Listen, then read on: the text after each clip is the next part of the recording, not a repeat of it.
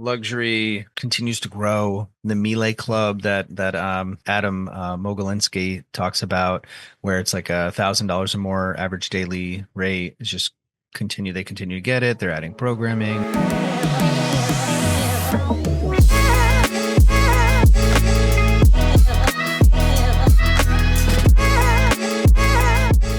Welcome back to the Moments That Matter podcast, the podcast where we take a deep dive into the pivotal moments that have shaped the journeys of today's leaders. I'm your host, Jason Crapero, and in each episode, we're going to explore an industry leader and their unique story, the series of moments that have defined their path.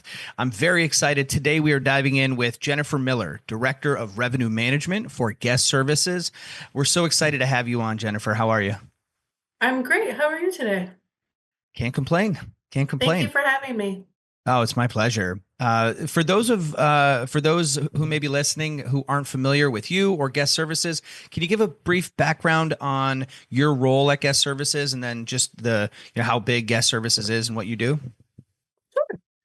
I'll start with Guest Services. We're primarily a management company, but it's really a very cool company because we've been around for a long time, established in 1917, Oh, wow. kind of as a government entity, but really there to provide services for government agencies, food and beverage services. So for people coming in for the war effort, to help with the war effort, I should say. We're primarily a management company. We operate in 13 states. We have hotels, campgrounds, glamping, marinas, outdoor recreation, food and beverage, and condominium management in Florida, and a couple other places, just to name a few things. And then I started with the company almost 20 years ago. Actually, next month will be 20 years. Um, Congratulations. Thanks. And I started with the company at our Doubletree in Naples, award-winning Doubletree for us, and kind of just worked my way up. I really kind of created my position and took it to them and said, "I think you need this." And so eventually, it took a while to get there, but we did. That's a little more of a journey, but at the end of the day, here I am now, Director of Revenue Management, and I also oversee a call center. Oh, wow. So I know of the lodges, some of kind of the recreational, but how many different outlets do you all have across the United States? 200 and about 250, I think, right now. Wow, that's incredible.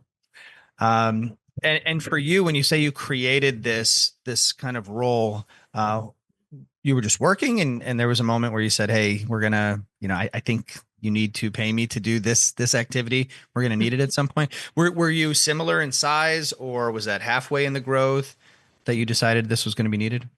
No, it was a long time ago, actually. I kind of grew up in the industry, meaning my hotel growth. I started as a yield manager at one point. I mean, that's not where I started in the business, but in this part of it, I was a good old-fashioned yield manager, and then reservations manager, and then grew into a revenue management position with Radisson, actually. And by the time I got to guest services, I had played the role in a few places. And I just saw the need. We were much smaller. We had just a couple of hotels, and I wanted to be able to provide support on a number of different levels to the other locations, even though my primary role really was always Doubletree. So it took a while to get there. And then eventually, meaning get there, meaning full time, like not having Doubletree to manage 90% of my time. I eventually the company did move me to Orlando, where I oversaw a few locations as general manager, and then back to Naples, Florida, where our hospitality corporate office is here, and then I officially full-time revenue director position. Wow. So you were already GM of hotels at this point in time. Yes, Wow, I have crazy. played that So role. Yep. so let's back up then. So where did you grow up? Where did you end up like graduating high school, that kind of thing? Well, I went to four different high schools, but I graduated in Maine. Okay.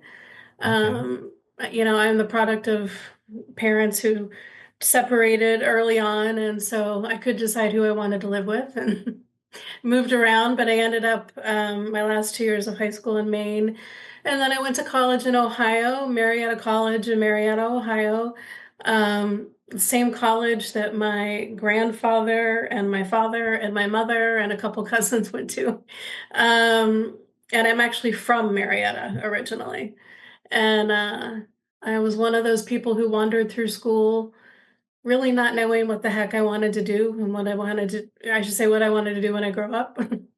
um, so I got a degree in English because I didn't know what I wanted to do, and I had a grandfather who was extremely successful in life with just a degree in English from Marietta College, and so I thought I can't go wrong there. At least it gives me a good background.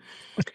And so then of course I went into revenue management because that makes perfect sense. But I wandered down to Florida after college because my mom was there. I got a hotel and a job in Marco Island, and I thought I was pretty cool actually because That I sounds was on pretty the cool. beach. Was that But so your first job post college was a hotel job? yeah, yeah, my first job out of college was at a front desk at a resort on the beach in Marco Island, and I was in management within 6 months. And that's where Wow. I've always been. So I didn't intend to get into the hotel industry. I thought, well, I'll just go work at this cool hotel because it's on the beach and sent postcards to all my sorority sisters because I thought I was, you know, the jam. And here I still am. That's pretty wild. Well, at what moment were you thinking, I mean, a lot of people just do things because they can or they happen to be good at it. But at what moment were you thinking, I actually like this? I might want to make a career out of this. I've always had kind of a travel bug or interest. Actually, technically, my first hotel job was in Maine. I worked in housekeeping in an inn. And then in college, during my summers, except for one, I worked in JFK on LaGuardia for a company that almost acted as concierge, maybe for is how you would maybe put it for different companies. Like for example, au pair would hire us to take their students from their domestic flights to their international flights, and you were there if like if the flight was delayed or bags were lost or you had to kind of navigate everything in the airport. And um, I don't know, I just really liked that. So I thought, well, I'll stay in the hotel business or stay in the travel industry somehow. And I've even done car rental. So, Wow. Were there any moments along the journey? I mean, we talked to a lot of guests and they get bit by the bug. They're like, "Hey, I want to do mhm. this," and then they kind of do some other um, other roles within the hotel or resorts. But any key decisions or fork in the roads for you where you kind of had to be on the bus or off, and you just decided that this was what you were going to do long term? Probably the whole car rental thing, actually. I had worked at a couple of resorts in Southwest Florida, and I just really had never taken a break. It was just go, go, go, but really in the front office, revenue management, reservations area, and I just felt like I needed to try something different, take a break. And so I worked in car rental for 2 years. I managed a local car rental branch in Naples, Florida, and was very successful actually. I was the first branch to reach $1 million in sales ever in the area, so I was pretty proud of myself. But Yeah. car rental is interesting. The Was money it can was be it at an airport? Was it at an no, airport? I had No. a little local branch in Naples. Hmm. And I was washing cars with Windex and high heels, like to get them out the door. I was, having the airport send car haulers of rentals because I could rent them all day long. It just got to be a lot. I mean, I was on call all the time. It was worse than a hotel, actually. And I just got burnt out really fast. And I missed being in the hotel business. And so that's actually when I segued over to guest services. Wow. Yeah, I know that burnout feeling. Like when I was at Sonic, we had just opened a new store. It was my store. I was the owner operator, and even though we shut down, right? This wasn't a 24/7 McDonald's. Like we shut down at 10 p.m. or 9 p.m. And then we opened back up at 6, but it just felt like it was all the time, the personnel Mhm. issues, the people Yeah. calling out. And when you're either the GM or the owner operator, like the buck stops with you. If somebody's not showing up, you got to cancel everything you're doing and be there. You're the backstop. Mhm. It just never stops. I can definitely see that. Pretty wild. For sure. And so within guest services, when you started there, do you know how many properties you all had, 20 some years ago? Um, I think at the time I had maybe four. We've grown Four, four total? substantially So the history for of it though. hotels. Yeah. Oh wow. So you said that it started in the 1910s, 1917. and was it just one property at that point? Is that the lineage? Well, in at that time, it was really we were mostly just in food and beverage and supporting government agencies, that kind of thing. It wasn't until maybe 40 years ago that we got into the hotel piece, and we have a couple of places where we've been long term. Um, and then, of course, we've grown since then, and you win some, lose some as well along the way, of course. Right. I know for the so full transparency, we support some of the properties that you have here Hmm. at Hover, and I knew those to be state parks, national parks, kind of out in the wilderness. Is that just become synonymous with guest services, or do you have some in more urban environments, or is it really that kind of rustic lot, the lodge at Big Sur, the lodge at Breckenridge, those types? It's really mostly state and national park lodging, except for the Doubletree in Naples. And then we also do own a hotel in Breckenridge, which is not within a state or national park, but everything else is state or national park. And again, it's hotels, glamping, camping, houseboats.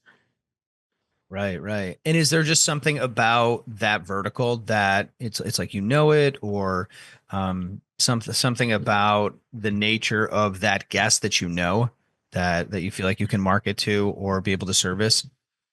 I think, I mean, in my opinion, probably everybody will have a different opinion in the company, but in my opinion, we do parks well.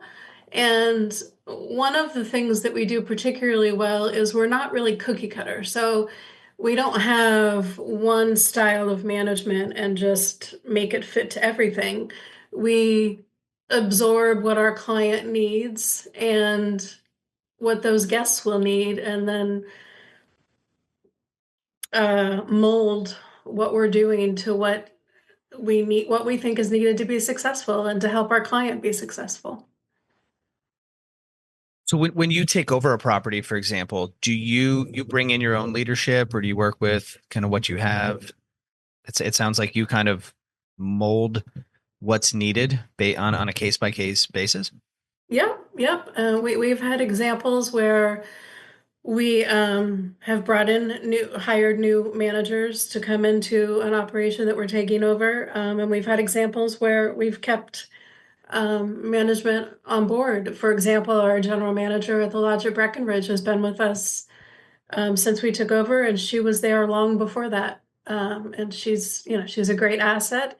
And, we always go into it trying to bring on the staff. We interview everybody and make sure, if there's a place for them that, we'll find it. And it makes more sense to keep people who know the place and who are already doing well. We don't always just come in and just take over. Wow. Wow. And glamping, camping, state parks, national parks, are truly having a moment, kind of Mhm. this time, not pun intended. They seem to be having a moment. I was just at the Digital Transformation Conference down in Orlando, and we heard from the CEO of KOA. And one of the stats she threw out was that the category itself was up about 50%, yeah, from 2021. And so Wow. when what you're what I think everybody in the category in terms of just camping, glamping, lodges as well, is that it's great for you all, right? You're seeing more people come out, well, during COVID, but then that also invites, right, new competitors into the space. How have you all been able to fend off, or at least just reinforce your own kind of operations, given this new influx of interest in the parks? Um, I'm not certain how to answer that. The glamping, I mean, obviously the campgrounds are, depending on the client, something we just help take over and run.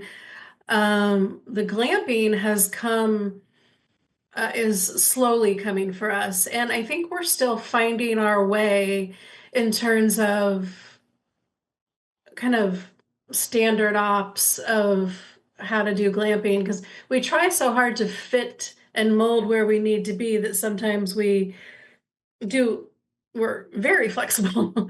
um Probably not making a lot of sense, but we have clamping in the Everglades, that we went into with, we went into that contract in Everglades National Park. We agreed to put in glamping, and that's doing very well there. And then we have a couple state parks where we have little sprinkles of camping around within their campgrounds. And it's making sure that it's cozy, comfortable, and an elevated experience other than just being in a tent or whatever. But you are speaking to a non-camper, so Well, you and it's been a learning curve for me because I didn't grow up in that business. I grew up in the hotel business, and much yeah. of it translates over, obviously, but it's a different clientele. So it's, getting to know them and what they need and what's important to them. I can't even imagine glamping in the Everglades. And you took the words right out of my mouth. I was thinking an elevated experience, like off the ground, off the ground Yeah. glamping.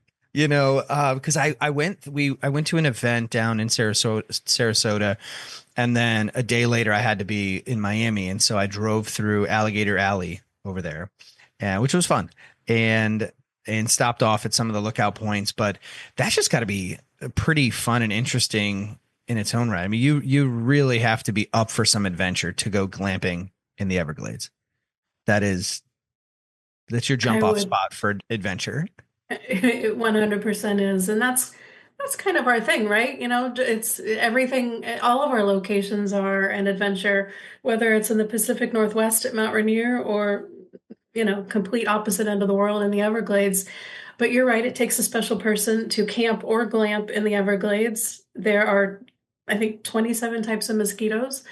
And on a good day when it's breezy, you don't even notice them. But in the middle of August, it can be a little challenging, but it is part of the experience. I know that sounds odd, but if you go knowing that you're dealing with it, then and you're prepared, and we spend a lot of time trying to make sure that that happens, that to allow them to prepare for it, then they'll have a good experience. And you can even get a T-shirt that says you donated blood at That's Flamingo awesome. Adventures. That is really cool. Um, a lot of the times when we have folks on, they talk about that it just wasn't them to get them to ascend to where they are. Was there any mentors or bosses or just influential folks in your life that helped you to kind of get to where you are, brought you along, poured time and learnings into you? I've been very fortunate to have some great bosses, and I've had some not so great bosses that I've learned from, of course. Um, and I think that those learning opportunities are just as important to know how you do and don't want to lead.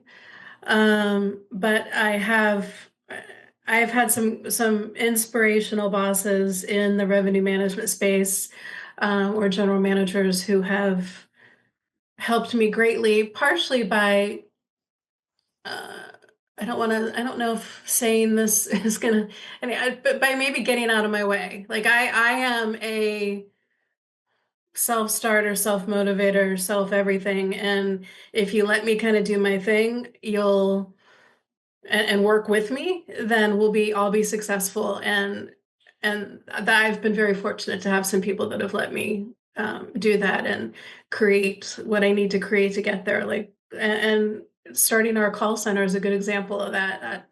That started the infancy of that started by literally transitioning everybody over to a different PMS, Mm. which, as you know, in the tech world is that's a big undertaking. Yeast. It's a pain. And finding software for that, etc., hiring. And so, they let me roll with it and do it. And that means a great deal. And then, early on, I know I've already mentioned him twice, but I've always kept in my mind how successful my grandfather was and how hard he worked to get where he went. And that has always stayed with me and inspires me. Yeah, I don't think in hospitality that you can fake it. Everyone I've ever met in hospitality has the work ethic chip. And then even one of my first questions that I asked you today, it's like, when did you know? And it's sort of like this awakening of I like to serve. I like to make people Mhm. happy. I like to and I don't have to be told to pick up trash. I don't have to be told to go over and make somebody happy. It's kind of like you're wired like that. And then I think with hospitality, you just realize that you like this feeling. And I was actually at the Alice conference a couple of weeks ago in Los Angeles, and we stayed over at the Hotel Figaro. And my goodness, you could just see people that were wired for hospitality. We were eating, and this gentleman walked by, checked on us, cleaned up. He was obviously the manager. I mean, he acted like he was the owner because of the ownership he took over our happiness and how our whole experience. But cleaned up some plates, checked in on us. He wasn't even serving us, and then a couple seconds later, I saw him bend over, pick something up, throw it away, and just the way that people work. And this guy was probably on his feet 12 hours minimum that day. And it's just, you got to be kind of wired for that. And it's something you don't necessarily see in every industry. It's sort of like a calling. You don't see it, you're right. And I had hardworking parents as well. I should say have.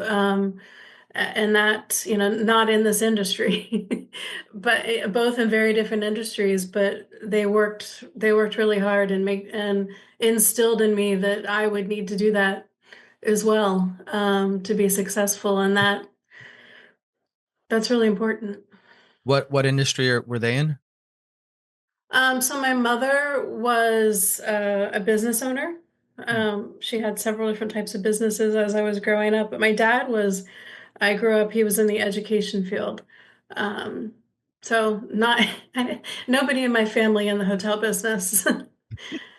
I just fell into it. That's awesome. That's awesome. Um, yeah, the work ethic, you just see it. My mom still to this day, she's gonna be 61 here March 31st, and was just sent a video to the group today. She's still working hard. She's up at 4 o'clock in the morning, getting to work by 6. She's gonna work till 6 tonight. She takes care of elderly people in their homes, and a lot of people are like, hey, you guys go pretty hard. You work really hard. My brother and I both own companies, and we're just like, yeah, we watched our mom. And if she lost a Mhm. job, she did not come home that night until she had another job. A lot of times working two or three jobs. And so when you see somebody operating like that as just a baseline, you pick that up. And that's where, we get our work ethic from as well. So huge inspiration, I could tell from you on that side. Yeah, I mean, all around a lot of inspiration from my family. I'm very fortunate, and I realize that. And when you talked about that manager, it made me think of another time when just similar. I don't even remember where I was, and it was traveling for work, and I was staying in a hotel for it was a city downtown somewhere, and the general manager was in the lobby every morning talking to the guests. How are you? How did you sleep well last night? And I just always, it was a long time ago, but that always inspired me. And I thought, boy, I wish every manager had time to do that, because that touch point with your guests, and especially in the morning when everybody's fresh and ready to go, and is so important. So sorry that was a segue, but it was in my mind. Well, you say I wish every manager had time. It's probably I wish every manager made time to do that, because I'm sure that doesn't accidentally happen.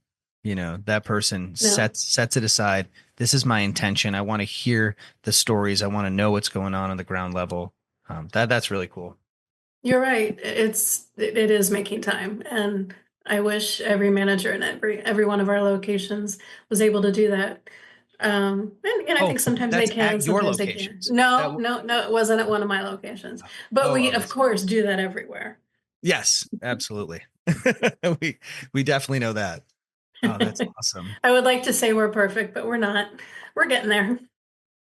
We had we were going out to Denver, and we were going to have we had our leadership team meeting in December, and I reached out and I was blown away at how quickly your was it your GM Rhonda from the lodge at Breckenridge responded. Now we never met her, right? But just the willingness to drive down what had to have been an hour and a half, what it was, and she would just jumped, and we were like, hey, we'd really like to hear from customers, like boots on the ground. What are you seeing? What problems are you having, to help inform our roadmap? And we ended up moving it to do a more virtual kind, to draw more folks in. But my goodness, that's the type of servant leadership that is just synonymous with hospitality. Is within 10 minutes, just, hey, absolutely, whatever you guys need, we can Mhm. host you here, or I'll drive down. And I was talking to the team, I'm like, we got to get it together, very quickly, because this person is willing to come down off the mountain from Breckenridge to Denver. And we didn't want her to do that just seemed like an unnecessary trip, but the fact that she was willing to was so incredible. So it just speaks to the quality of people that you all have at your operations. Yeah, I was gonna say, I think you would find that with almost any location that you reached out to at our locations. Like we have we still have some amazing teammates, and it's a pleasure to work with everybody for sure. And how does the structure work? So do the, as director of revenue management, you mentioned you oversee the call centers as well, but then are you at the property level? You're talking to or overseeing the GMs as well, or do they roll up to different parties? The general managers really roll up to vice presidents in the company. I have really, it's really kind of a dotted line, maybe to me, you could say. Um, just working with them to help them be successful. And then we have one call center. Got you. And the call center supports all 200 plus of the properties.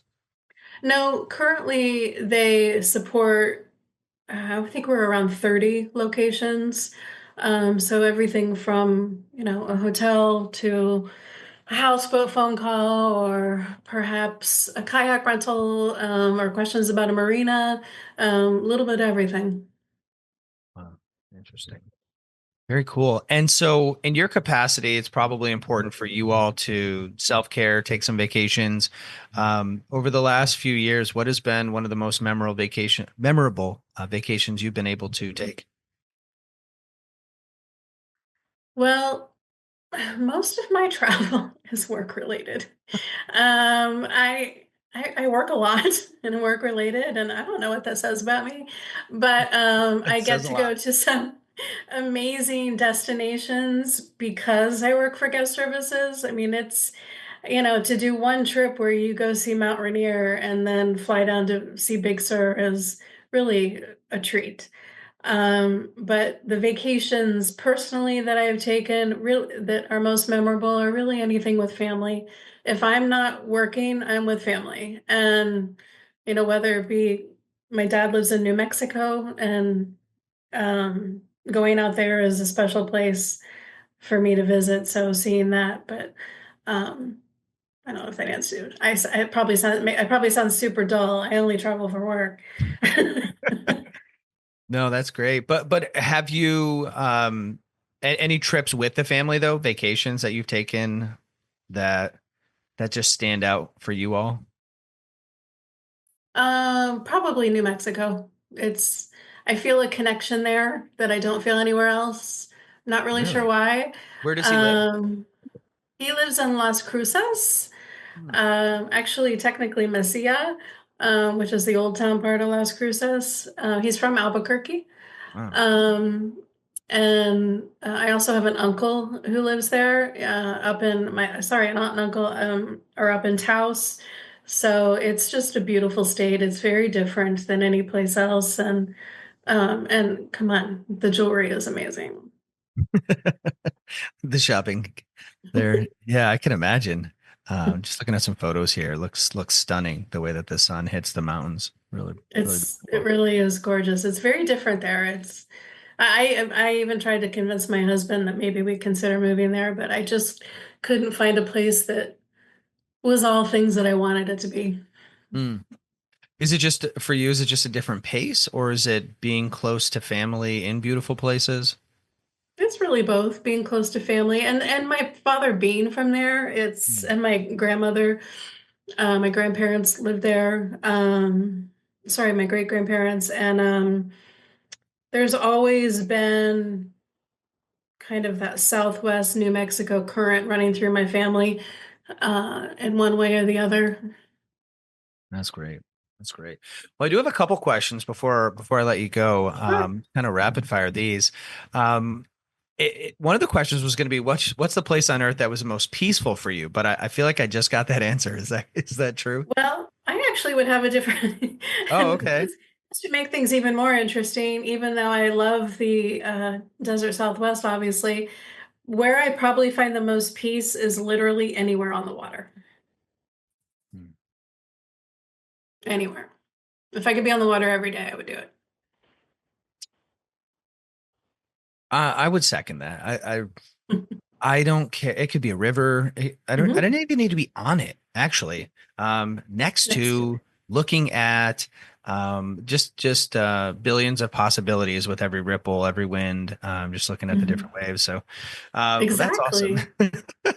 Um and in your role, what is something, I mean, obviously it's director of revenue, so you're worried about revenue, but what has you all worried the most right now? What do you spend a lot of Um, time worrying about or preparing for? well, I think we are in a unusual landscape right now, with our current political setup. And there are definitely impacts happening to our national parks. That Mm, worries me about how that will play out. Fortunately, our state parks aren't as impacted by that, but our relationship with the National Park Service is very important to guest services, as with all of our clients. But um, that's probably the thing that's been on my mind the most, as of late. And people are not. What we're finding is people aren't spending as much money right now, and that impacts us as well as everyone else, and that worries me too. Like, how is that gonna continue on? you think they're just kind of waiting to see what happens with the kind of the dust settling with tariffs and the economy and taxes and things like that? That's my current feeling. I feel like that changes daily.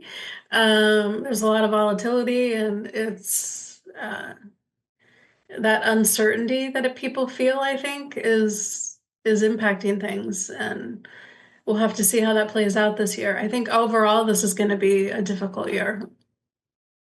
Just in general for travel? Yeah. Yeah.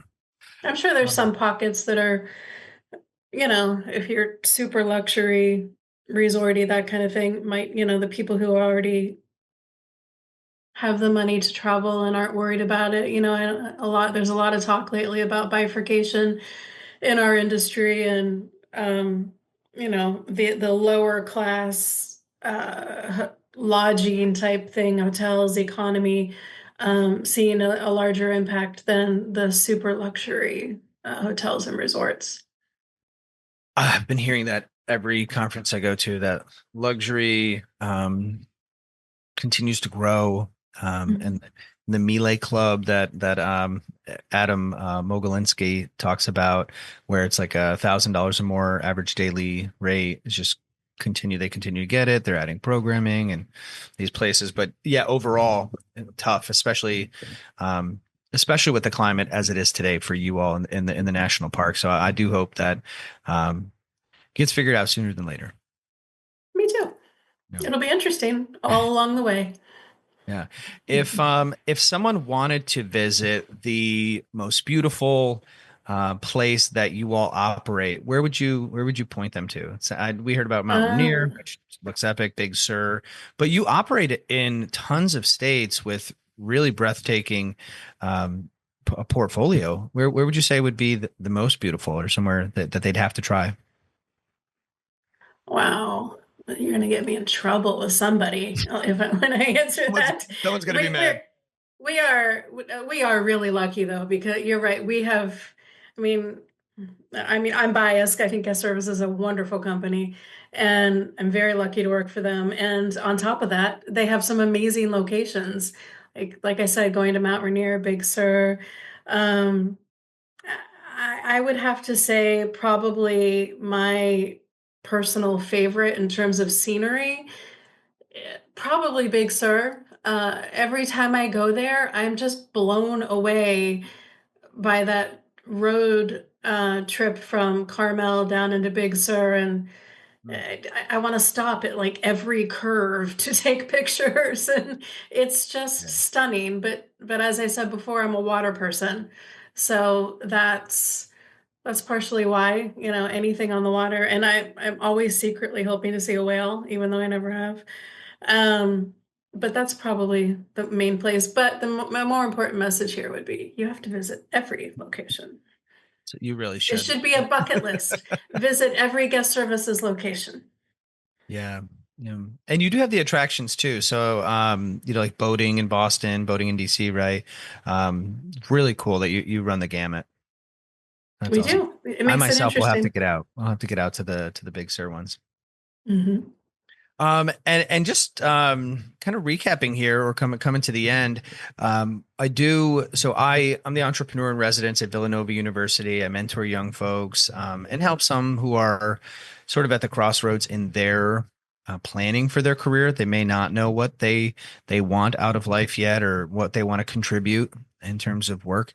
Do you have any pieces of advice that you've picked up, or that you would like to bestow on any of the younger listeners who may tune in? I guess I would say learn as much as you can, meaning if don't just go work in one part of a hotel. Learn about all of the areas of the hotel. Even if you don't have a comfort level walking into the restaurant, figure out a way to learn about the operations in the restaurant. Learn as much as you can early on, so that you know the path that makes the most sense for you, that you feel like you can impact the most and be happiest in. And always keep in perspective um, the feeling that gratefulness of the customers who are in the hotel and the clients that you might have, because we wouldn't be here if it wasn't for all of that happening. What did you learn most at Sonic? I so I got into general manager, like a general manager role, and then ownership starting at 20. and 21.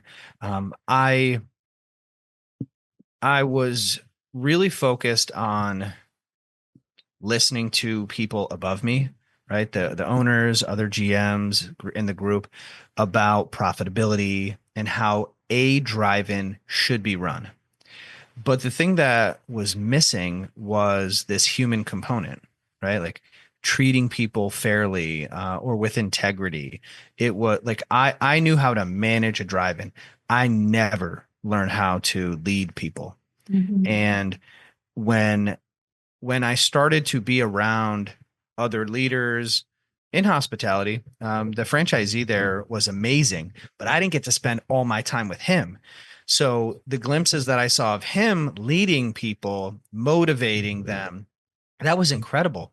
But for the most part, 360 days a year, I, I was managing. I wasn't leading people, and then it became obvious to me that I was a bad leader, decent manager of profit and operations in my 20s, but I really didn't start to understand the human component of caring about people and their futures and how I might teach them things until maybe like 27, 28. Started to scratch the surface. And better at it now. And I've had people say like, you are a great leader.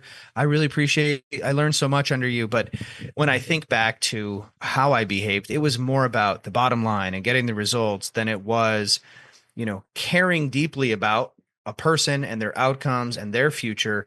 And then as a byproduct, they responded by doing the things I wanted them to do. It was more like they did what I asked because I was boss, not because of who I am and what I represent. Hmm. Yeah, it's interesting because if unless you're specifically taught how to manage people, I think we all go through a little bit of a journey like that, and I think most people find it by accident. Trial and error, I should say, not accident. Same thing. Like nobody taught me anything about how to lead people.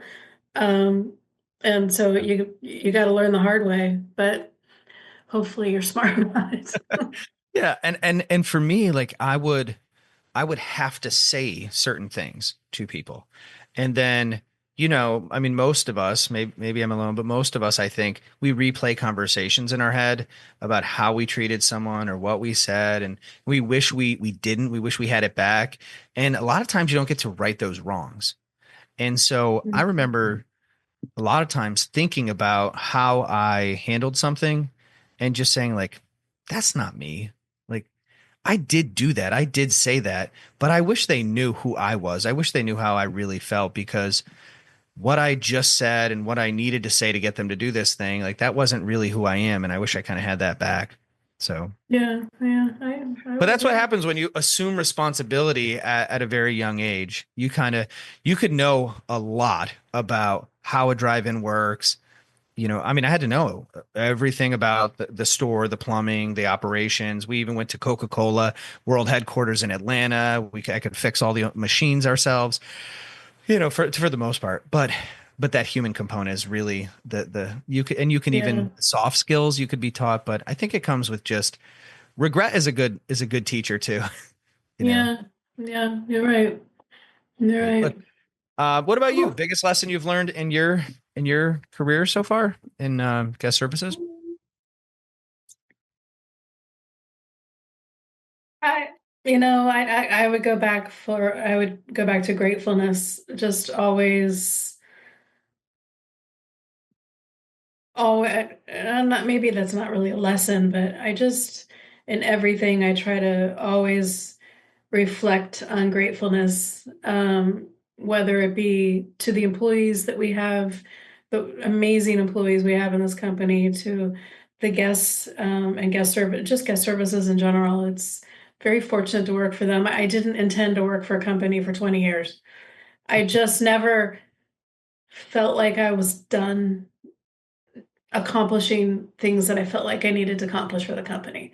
And so here I still am. So I think there's some people who might think that was probably not a smart move career wise, but um, it's worked out. So Yeah, I mean, Of all of the folks that we talk to, there's not a lot that have, over 100, over 200 different either properties or outlets that they're running. I mean, that's a very big operation to have. So Yeah. I wouldn't even know where you would go from there. Is there, any Yeah. bigger Yeah. thing? Is there any bigger hospitality thing out there? And the fact that you touch so many different types of hospitality, Mhm. activities, food, lodging, resorts, different Yeah. destinations. That's That's really been cool. that's been kind of the fun part too, is the how we've diversified over the past, in particular, 10 years, and learning new things. Like, I didn't know a damn thing about a houseboat. Now, you 360 know, tours. Yeah. yeah.